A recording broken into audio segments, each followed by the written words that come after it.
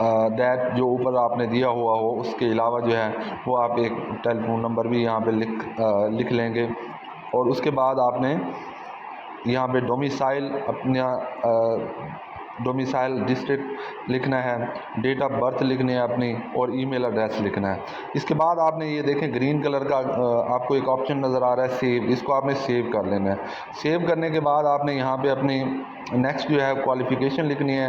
Qualification में degree, सबसे पहले डिग्री यानी मैट्रिक से शुरू करना है और ऑनवर्ड जाना है, matric, inter, graduation, master, MPhil, PhD ऐसे जाना है। सबसे पहले मैट्रिक लिखना है, फिर अपना इंस्टीट्यूट नेम लिखना है या बोर्ड नेम लिखना है जिस बोर्ड से आपने जो है वो मैट्रिक की है।